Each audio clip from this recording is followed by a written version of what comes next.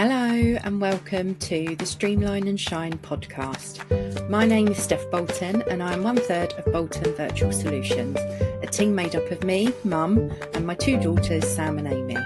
Our family virtual assistant agency's absolute passion is helping time-poor female entrepreneurs with those ridiculously long to-do lists, because we all know how they get longer instead of shorter, so that they're able to focus on doing what they love. You're going to want to stick around if you find yourself constantly just doing this thing quickly instead of spending time with your family, or if you look at your list of tasks and feel like crying, or even if you're just simply wondering how to manage your time better and delegate to your team. We're going to be covering topics from social media to marketing, systems and processes to outsourcing, and so much more, so that you can see what's possible for you and your business. So let's get stuck in. Hello and welcome to another episode of the Streamline and Shine podcast. And today we are joined by an absolutely amazing lady, Zoe Thompson, who is a leadership and performance coach. And she's on the podcast today to answer my questions about her journey as a business owner and how she's made things happen so that she's able to work smarter and not harder. So welcome, Zoe. Thank you. Thank you for having me. No problem at all. I'm excited for this one. So, right. So we're going to get stuck straight in. So my first question is, we're going to come to your backstory shortly. So we're going to do it a bit back to front. But tell us about your business now. Okay, so my business now, as you said with the introduction, is leadership and performance coaching. So I talk to my clients about success feeling as good as it looks. So for me, like performance success, it needs to feel as good as it looks. It's not just having a shiny Instagram and having the lifestyle that goes with success. It's being able to work in the way that you want to work with the clients that you want to work with. So a lot of the people that I work with, in particular one-to-one clients, they're very successful on paper. And often that's what they say, like really successful on paper, but it's just not how I wanted it to be. And there's almost a resentment for what they've worked really hard for. So like, business owners, you think you work really hard to build a business and then get to that point where potentially you start resenting it because it's consuming all your time and your energy and you don't have time for your hobbies and you've got family or friends that are on at you because your laptop is open until 10, 11 o'clock at night and all of those things. So a lot of it is around success feeling as good as it looks. So I work in organizations as well, and that's more around being more efficient, being more effective as a leader. So that helps them to get their life back in the process. So whether it's individuals or corporate, the key mission is still the same. And a lot of it is around performance habits and behaviors to be more efficient, to be more effective, so that you get life back and you can be really successful, but also still have holidays, still have hobbies, still have some time in the evening and not be glued to work all the time. Yeah, and that's what I think, that's the dream for a lot of business owners, isn't it? Is to be able to work when you want, where you want, but also have like a better work-life balance. So, Yes. Like time freedom is something that comes up massively for our clients. Yeah. And obviously the work that we do is going to help towards that. But like you say, if you're not making the right decisions and working more effectively and efficiently, then that's not going to work. No, and I think in the early days of a business, I think we all understand that that's what we're signing up to. It is going to be long hours. It is a bit of a graft because there's that tipping point, isn't there, where there's, I think where people bring people like yourselves in, there's a tipping point a little bit before that, where you're at that point where everything needs to be done and you're busy with clients, things are really picking up, things are going really well, and at that stage you probably really should start outsourcing, but there's a bit of a fear in there of that commitment of bringing somebody else in or asking somebody else to get involved. And I think actually most people say, don't they should bring in VAs way earlier than I think all of us say with the benefit of hindsight, we would do it a lot earlier. Exactly. Yeah. But I think, there is a hustle and grind mentality, especially when it's new, because you have to be in it and you have to live and breathe it. And I hear people say you have to be obsessive about it to a point to make it work. And then it gets to that point. I think even though you're in that beginning stage and there is the hustle and the grind and that commitment and that discipline, you need to have that bigger picture of what you're working towards and what it will look like eventually. So one of the things that I did right from day one was making that decision that work would fit around life and not the other way around. So I have no issue in doing long days. I have no issue in working a lot of hours. I have no issue in showing up and doing what needs to be done. However, the first thing that goes into my calendar is time with family, time with friends, time at basketball, and time in the gym. So even though I might work long hours, I'm still doing everything else that I want to do. And that gets committed first. And then work fits in around it. So if I'm picking my laptop and my laptop is open at 8 o'clock at night, it's because I've probably already been to the gym in the morning and I've probably had an hour catching up with people at lunchtime. And I'm working at 8 o'clock in the evening because I didn't work very much this morning. So that's the balance for me. But it's making sure that you've got that bigger picture for the future mapped in, that, okay, this is what it looks like now, but this is what we're working towards, rather than setting up those habits and behaviors that eventually become very patterned and are very hard to let go of. So it's making sure we've got that future picture in mind. Yeah, I love that. I do love that. So, okay, so when did you start your own business and were you doing something different? Hugely different. So my background is in the police. So I worked for the police for 20 years.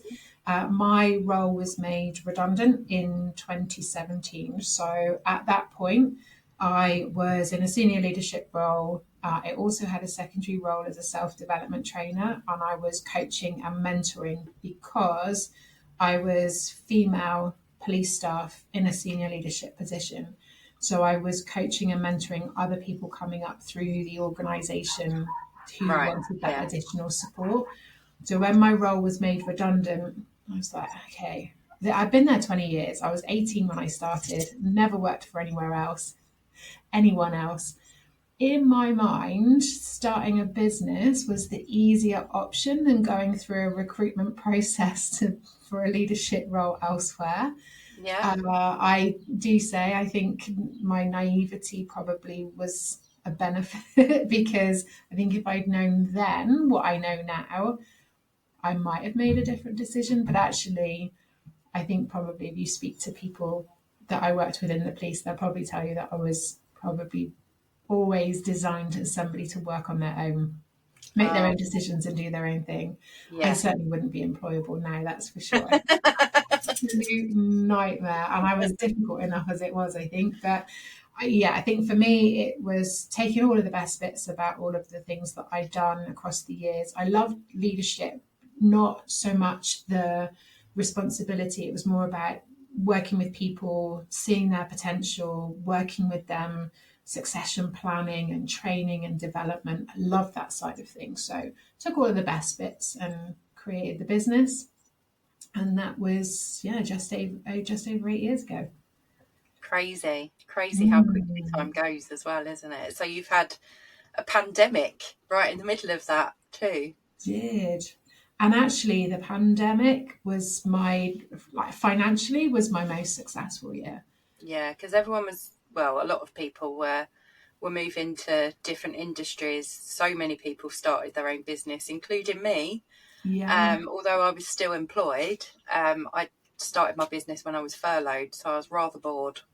And I was like, you know what, I need a side hustle. I'm going to end up starting my own business, and here we are. But yeah, it's weird to think that it was 5 years ago, because part of it seems like it was ages ago. and then the rest of it seems like it was last week. It's a really strange time, wasn't it? Yeah, it was a strange. I mean, it was a strange time. I mean, I was already online. Yeah. So when I started the business in 2017, one of the things was for work to fit around life, not the other way around. But also the other thing that I was very determined to do, so it was a non-negotiable for me, was to have a business where I could travel and would be able to work abroad. So, like I said, I was 18 when I started for the police. I never did a gap year, never did the whole traveling thing. I had my son when I was in my early 20s, and I was like, okay, so he's going to be in his 20s soon, which gives me a little bit of freedom. So I want to be able to travel and do my own thing. So I was already online. So this was back in the days where you had to explain what video calls were, and nobody had a Zoom link. And so when COVID happened, I didn't need to do anything. Everything was already set up and good to go. And actually, what my clients at that time needed was for me to not make any changes, which kind of killed me, because having come from the police, I found that running the business, especially in those early days, was so repetitive. You have to keep doing the same things over and over and over again until it starts to work and till it starts to make a difference. So when COVID happened, I felt like that could have been me and my element. It was chaos and disruption, and it was all lots of unknown, which that was my strength in my policing days, being able to deal with the unexpected, and I couldn't do anything. And all I could see, every time I logged into LinkedIn, everyone was pivoting and people were creating new things. And I was like, okay, I've already got an online course. I'm already running an online program. I've already got online clients. There's nothing, I've already done it. Yeah. And it killed me not being able to get involved in what everybody else was doing. But it was very successful in the fact that I had that credibility, where people were showing up and announcing that they were starting a coaching business. I had that background where I'd already had a couple of years where I had that credibility, it already existed. And so when people started to find it more of a challenge, or, like you in furlough, like, okay, well, I'm bored, so what can I do? Oh, let me do some online training. And actually some companies were funding their staff to do some online training. People were saying, oh, speak to Zoe, she's got some stuff. And so it was, I'm not going to lie, it was great for me. And from, I know a lot of people had some really, really tough times. I'm very, very grateful that actually family, friends, health, business, we're all okay. And my son was in college, so I didn't have to do the homeschooling either. I just had to make sure he was awake. That was it. That was as far as my responsibilities went, was just going in, and he'd be lying in bed with the laptop on his chest. I'm like, dude, you're awake? Not really. Thankfully, I did not have to juggle and do the homeschooling. So it was a good time. So I had one at high school. My eldest had left school by the time that came. I had one in high school, and their schooling was absolutely shocking during lockdown. And then I had one in year 5, I think. But she loved the homeschooling. Like, she's always wanted to learn. She's really curious and inquisitive. So her Google Classrooms, she was always sat in the living room while I was working on my business. She was sat there chatting to her schoolmates and having her lessons, and she was perfectly happy. So I didn't have to do much either, but I was finding loads of extra bits to do, because I don't know if you saw them, because obviously your son was older, but there were loads of Facebook groups created, and there was like people who worked in zoos doing walk-arounds and like on video showing the kids how to muck out an elephant, or like all sorts of stuff like that. There was even a giraffe giving birth on one of the live feeds, and she loved it. She was all over it. She absolutely loved every minute of stuff like that. So there are all these different things coming out that no one had really thought of doing before, so it was good for things like that.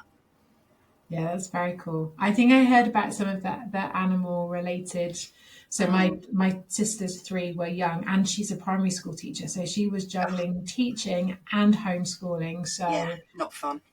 No, I was quite glad to sit that bit out. Yeah.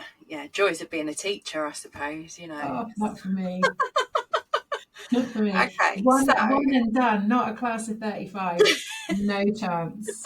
Absolutely not. And there's me with 3 girls. Like, how I'm not bald, I don't know. Okay, so what made you realise that obviously you were in like a leadership role in the police, and you were like training people and all of that kind of stuff. So what made you realise that you loved it enough to turn it into a business of your own? What is it about like learning and development? I think it's the realization of potential. But I think certainly conversations I have with people is we need to be really careful around what we see as someone's potential and what they see as someone's potential. So I think for me, I think one of the things that I loved about being in a leadership role was sitting and having conversations with people. Okay, what do you want? Like, what do you want to do? Where do you see yourself going? What's most important to you? And then supporting them with that training and development. And I think there's an element in a lot of people's journeys where there's a moment where people think, oh, could I do that? And then it kind of sows that seed, and then they do some training, or they're mentored, or they go and do an attachment somewhere, and then they come back and they're like, oh, I think I can do that. And then roll the clock forward a little bit more, and they come in, and it's that energy when it's like, I've done that. You know, when they've got that job, or they've got that extra role, or they've achieved that thing. And I think it's a real privilege to be involved in something like that. And I love that about the work that I do, you know, regardless of what position people are in. I think certainly in the work that I do now, it's a very different realization. It's more of a realization of actually I can have that. Things can be different. And when you get that first taster of, oh, actually I can log off and nothing bad happen, you know. And I've got a client at the moment, and the first time I spoke to them, they must have answered their phone about 6 times in the first 10 minutes. And it was like, okay, you're paying me for this time, so let's turn because they're not paying to speak to you, so let's turn the phones off. Let's see if we can get through the session without it. And a lot of it was that fear of, they need me. I'm integral to the success of this business. I have to be available. I have to be accessible.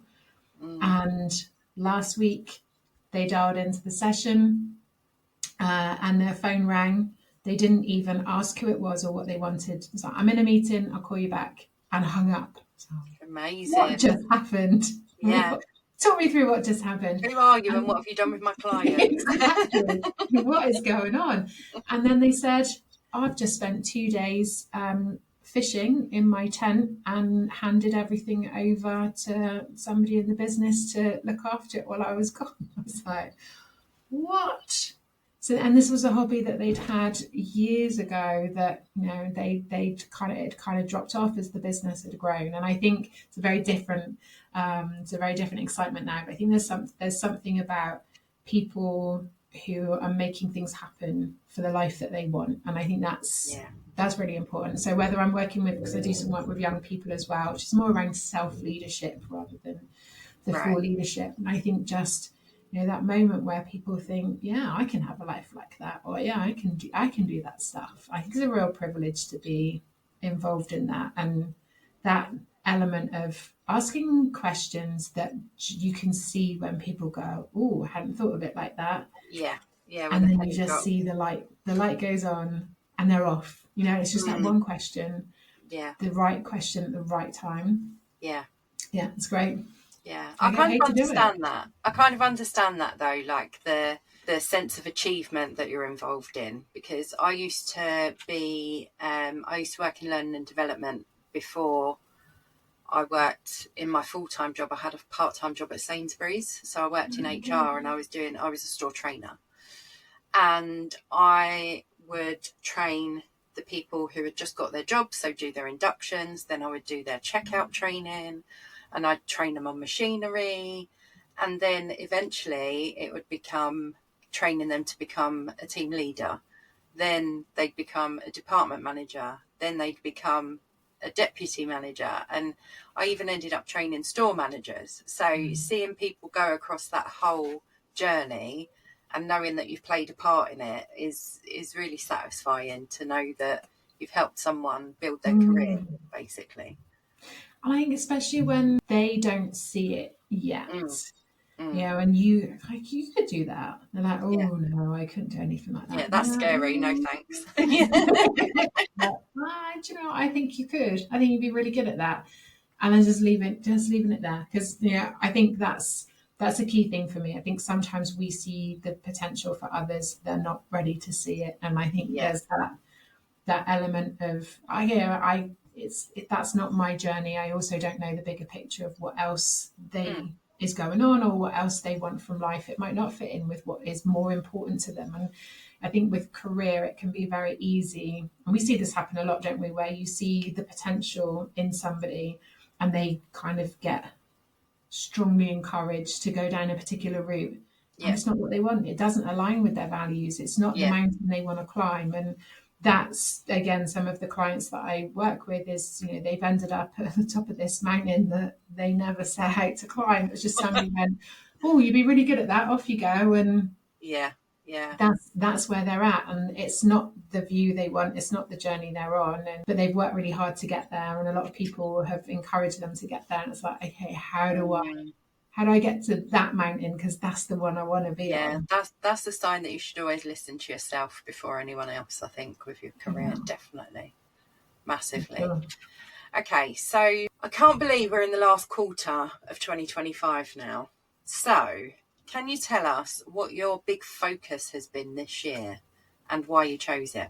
My focus this year, it's been an interesting couple of years, because going back to what we were talking about in COVID, a lot of work came my way in COVID that wasn't necessarily what I set out to do. So a lot, the business over the 8 years has been around self-development, leadership and self-leadership.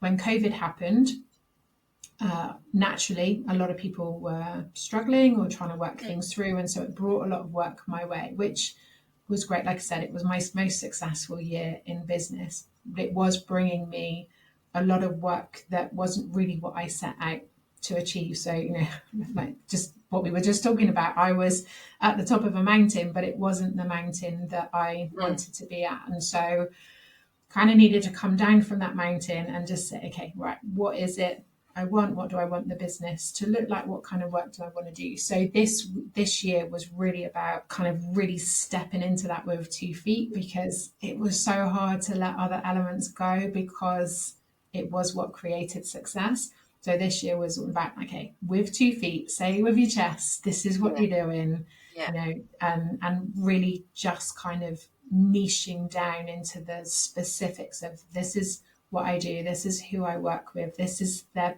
problems and pains, and this is their aspirations, and this is the journey I take them on. And it's been great. It's been a little bit scary at times, because it's been, I think it would be fair to say that my work in the police means that I can work with anybody, and when you're coaching the person and not the problem, it makes it very easy to talk about, I can coach anyone with anything, because that's what coaching does. But from a business perspective, it needs to be very specific to be able to know, for people to know that it's them that I'm talking to. So I had lots of corporate work opportunities, which has been great, and lots more people coming my way. But I've also launched a new program, which has been great. And again, this is the difference between learning and development, isn't it? Where you have to deliver somebody else's program. Although I know some are very fortunate to be able to create that content too.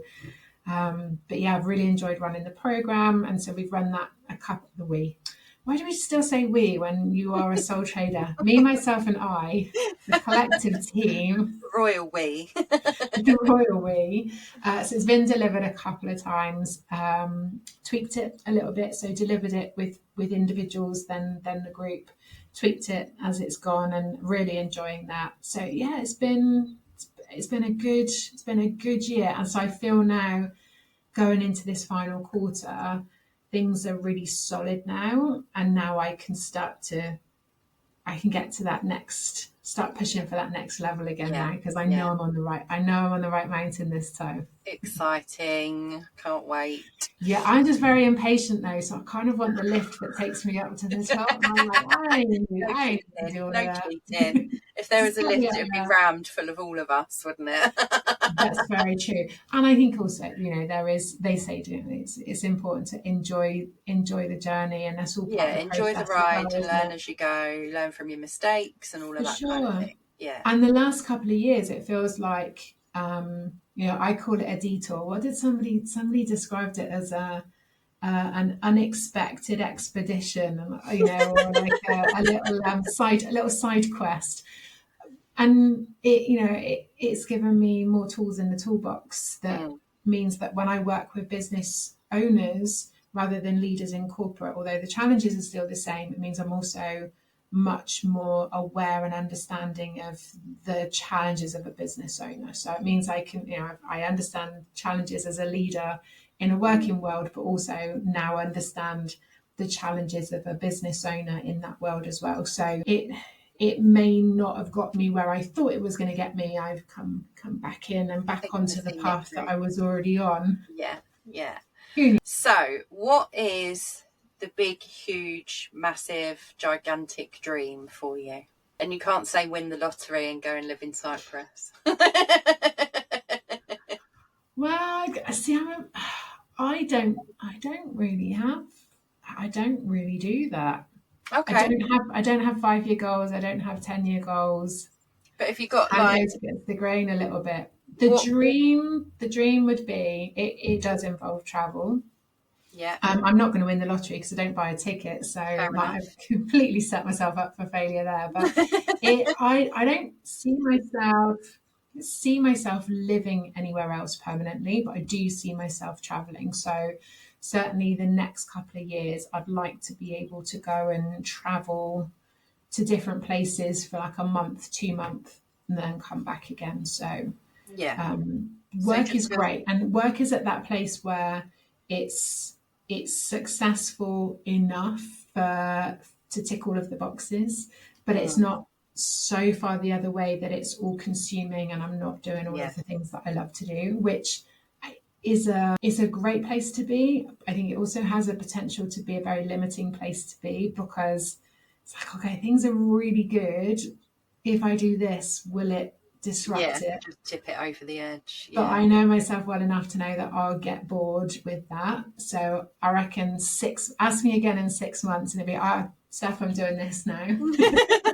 Change my mind 3 times. Yeah, I was so happy in October. That was all great. And then it got to December. I'm like, bored now, or I just kind of push into that next level. So I am enjoying it where it is until I'm not, and then I'll do something different. Yeah, you sound like me with my hair in a weird way. So I'm always changing my hair. I'll have it long. I had it quite long not long ago. I went last week. I made her chop it into a long bob. I've gone blonde since, I don't know, June, maybe May.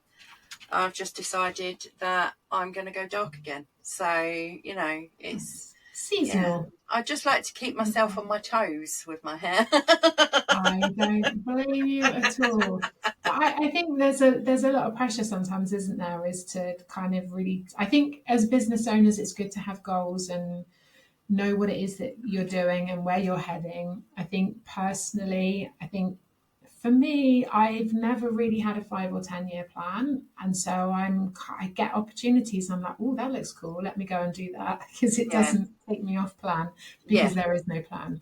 But I think from a business perspective, plans and goals are good.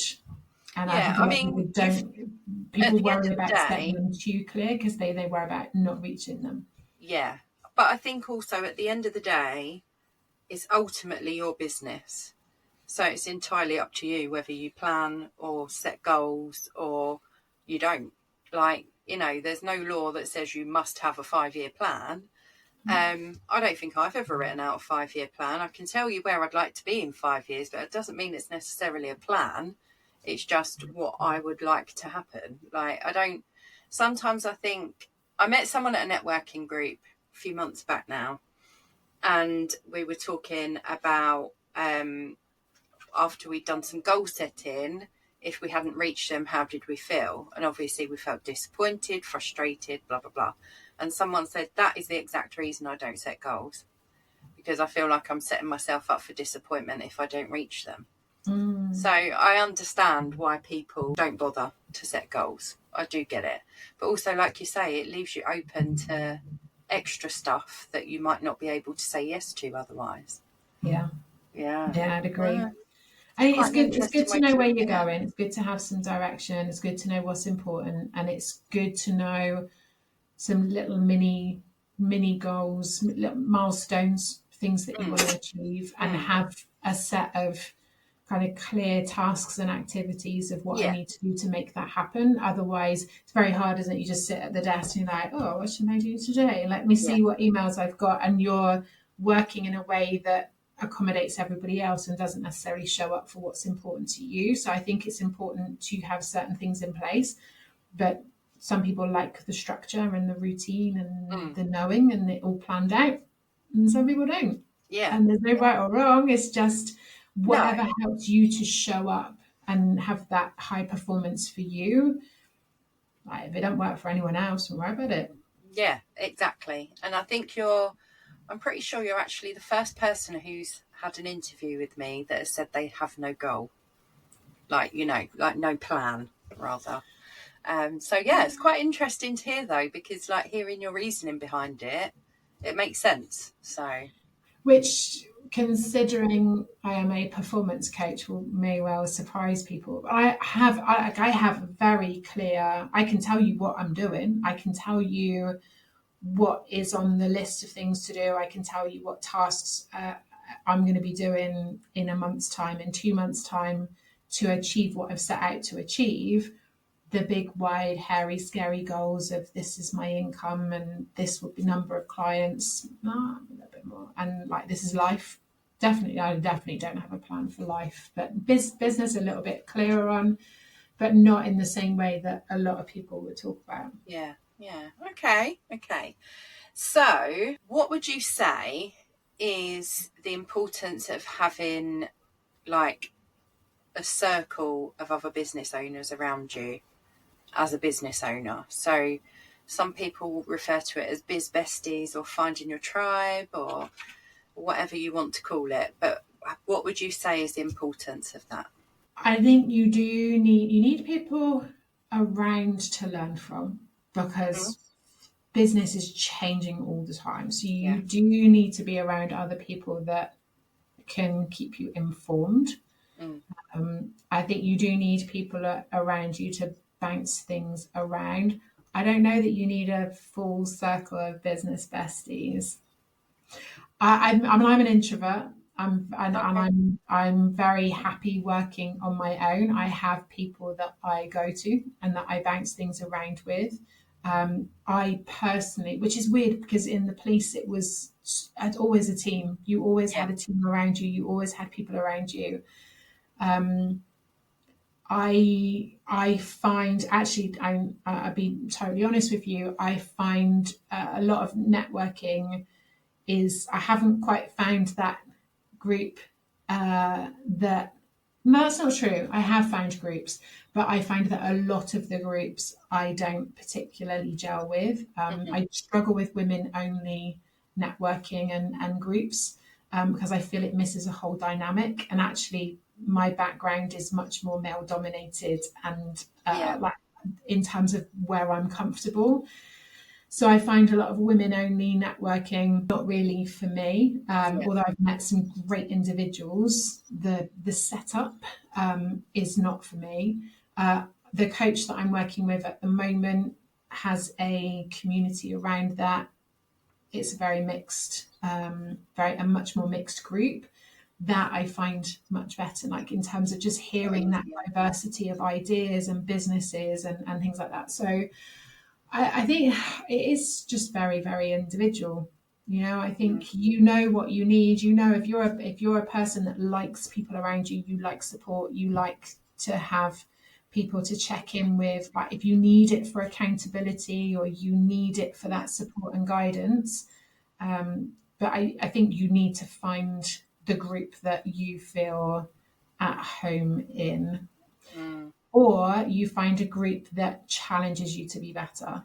Yes. And they could be two different groups. Oh yeah, definitely. So I haven't found a group that I am at home in, but I have found a group that challenges me to be better. So that feels like a good investment of my time and energy. Yeah. And I think, like, I mean, I run networking sessions for a group, and we rave and shout about the fact that we're inclusive of everyone and accessible for everyone. So most of the meetings are online. If we do an in-person one, it's accessible. So if you've got a wheelchair or you want to bring your baby along in a pushchair, you can get in, you know. So, and actually last week when I ran my first in-person event, a lady came who has a leg in a brace permanently, and everything was fine except when she got out of her car, the car park was uneven, and she told me, so I obviously need to make sure that that place either isn't used again, or I tell them to park nearer the door, or, you know, just to try and avoid that. But I ran a networking session this morning and we had a guy on there, which was really nice. So yeah, I mean, it doesn't bother me either way. I'm part of a local networking group which is just ladies, but they're a fantastic group, and there's such a diverse bunch of business owners. Like there's cake decorators in there, and I don't need help from that, but it's interesting to listen to what goes on in her business and her world. But I do agree with you that when you network, reaching people or being in a room with people who are, I hate saying at a higher level than you, because that kind of makes you feel a bit inferior, but just people, like you say, who are going to push you out of your comfort zone, are going to push you to go one step further than you thought you could, and, you know, just to encourage you a bit more, because they're the proof that it can happen. So and you know, let's face it, not all of us have got aspirations of being a 10-figure business owner and having a Lamborghini and a Gucci handbag or whatever it is, because I'm not in for end like that. None of that appeals to me at all. But my coach is, oh my God, Steff, he's 15 years younger. So like I did, but he thinks differently. He's in different circles. So he is not in, because I think the business world can be quite cliquey when you find certain groups. And he's not in any of those circles. Right. You know, he's in very different circles. The people that his people check in with, that his people check in with, that their people check in with, is another avenue of people that think differently. So I went to him because he's younger, because he's got a different way of thinking, because he's got a different way of doing things. He's probably I think he's been in business the same amount of time as me, which means he probably started in his teens, but still successful, you know, and I wanted a different way of thinking. I don't want to sit I challenged myself this year to not sit in a room with people who think like me and who run a business like mine, because there's not as much learning there. So I've met some great people. Like that age difference with you and your coach, like the way he thinks about marketing is going to be completely different and more modern to how we would think of it. So even though like so computers came out when I was at high school, okay, I'm that old. My kids always take the piss out of me for that. I started working for the police the year before Google was invented. So when I talk about having to learn the laws, the legislation, everything that the public expected me to know, I couldn't even Google it. I had to like look through big encyclopedias or run around and find an old dude in the station that would know. He's been here since before the war. Let me ask him. Exactly. Okay, so I have absolutely loved this conversation. I could sit here and talk for hours listening to you and just chatting about this kind of stuff, because I think we think a bit differently, actually. Like, you know, you do what you do and I do what I do, but I do like chatting with people, like you say, who are just, and on a different path kind of thing. I always find it fascinating. But anyway, before we go, please can you tell everyone where they can find you, and if you've got a current offer for them that you would like to talk about, then please do. Okay, so you can find me on all of the socials bar Twitter/X, not on there. So it's zoethompson.uk, nice and easy. In terms of offering, so I've got a framework that I use with my clients. It's my PIPS framework. Which is fantastic. Thank you, which I know we've talked about. So there's 5 pillars. They all weave in together. And as a business owner, I mean, it works for anything, but as a business owner, it gives you that kind of 5-pillar checklist to make sure everything weaves in together.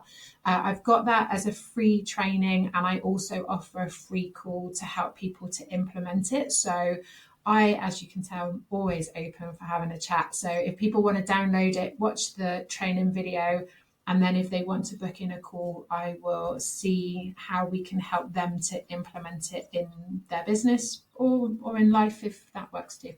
Yeah. Okay. So everything that you need to go and find Zoe and find out more about the PIPS framework will be in the show notes.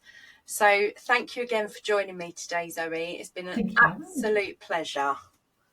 Loved it. I love these conversations. And you're right, we could go on for hours. Yeah, I know, it's quite scary, isn't it?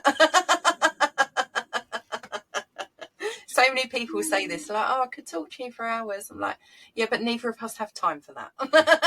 No, we've got work to do. Right, thank you for joining us, and we'll see you soon. Thank you. Thank you so much for listening to this episode of Streamline and Shine. If you have questions on what we covered inside, please feel free to reach out to us on Instagram at Bolton_virtual_solutions, or you can email us at teambolton@boltonvirtualsolutions.co.uk. We absolutely love hearing from our amazing community and are always here to support you. If you'd like to be interviewed on a future episode, please drop us an email letting us know which topic you'd like to speak about, and we'll get back to you. See you on the next episode, lovelies. Thank you so much for listening to this episode of Streamline and Shine.